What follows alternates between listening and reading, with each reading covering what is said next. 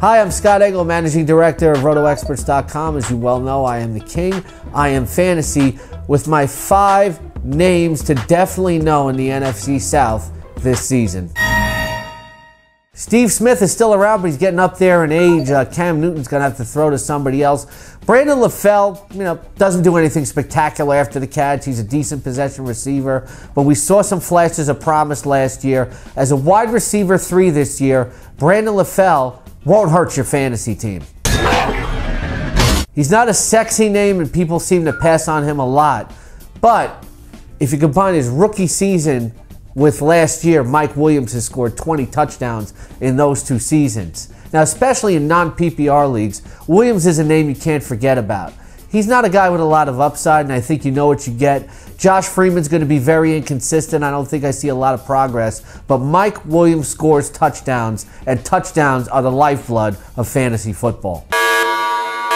In a PPR league, here's another guy who's not sexy, but he's certainly going to help your fantasy teams in a lot of weeks, and very often he won't hurt you. Lance Moore is one of the ultimate chain movers in the NFL. He runs great routes, and every once in a while he's going to score a touchdown. When you're looking for that ideal wide receiver number 3 this year, don't forget about Lance Moore, and don't pass on him for a guy with more upside.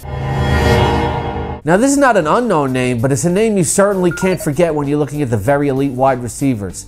Everybody wants Des Bryant and Julio Jones for the very, very promising upside, but you can't go wrong with Roddy White. If you're the type of owner who loves a safe pick, you have to look at a guy who has 6 1,000-yard seasons and 35 100-yard games in his career.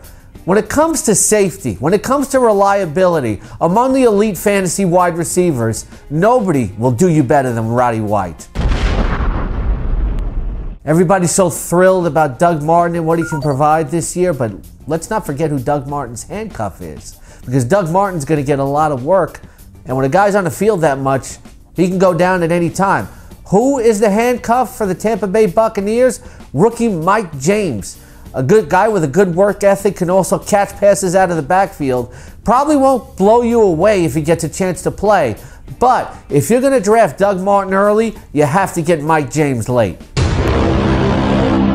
For more great fantasy football analysis, it's coming soon. The Exclusive Edge Fantasy Football Package on RotoExperts.com, launching in mid-July.